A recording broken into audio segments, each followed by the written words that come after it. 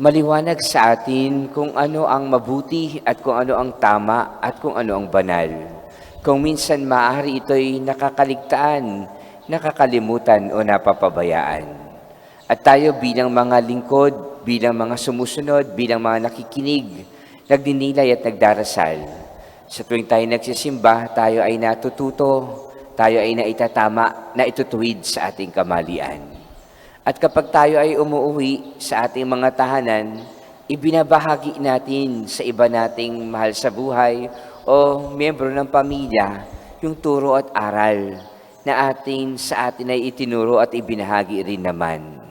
At tunay nga na ang bawat isa ay nagiging kasangkapan upang tagapagturo ng kanyang aral, ng kanyang halimbawa ng kabutihan at kabanalan. Maaring ang pagtuturo ay hindi lamang sa loob ng eskwelahan.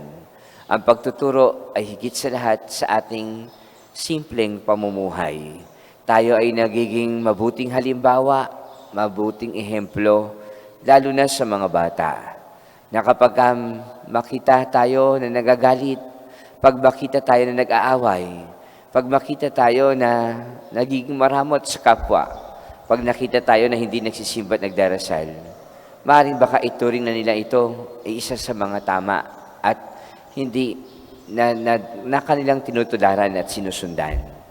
Sana nga tayo ay maging tagapagturo ng kabutihan at kabanalan at hindi makita sa atin ang kasamaan at ang kasalanan o ang kasinungalingan o ang panlalamig o kawalan ng pananampalataya sa Diyos.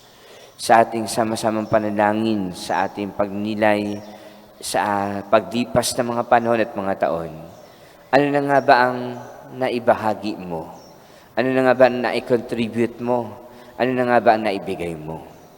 Kung minsan sa kabila ng mahabang panahon na lumilipas at nagdadaan, napapalitan ng dahilan kung bakit ka naglilingkod, napapalitan ng motibasyon kung bakit ka sumusunod, napapalitan kung ano man yung reason at tunay na dahilan na sana na makita sa iyong puso at kalooban.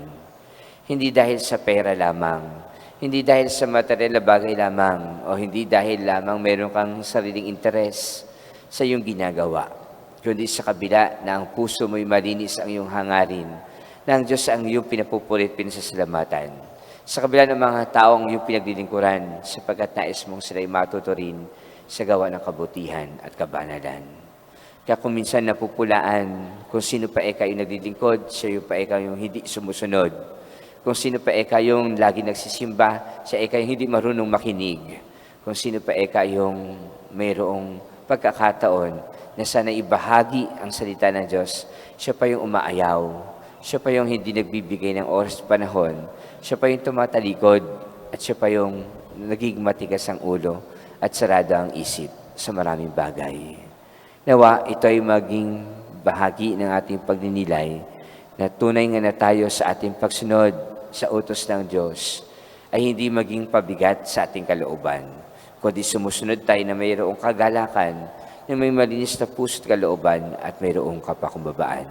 Nagpupuri at nagpapasalamat sa Diyos sa lahat ng magaganda at mabuting bagay na sa atin ay Kanyang ipinagkakaloob at ibinibigay. Gamitin nawa ang bawat isa sa atin ng Diyos upang ipahayag ang Kanyang kadakilaan. Amen.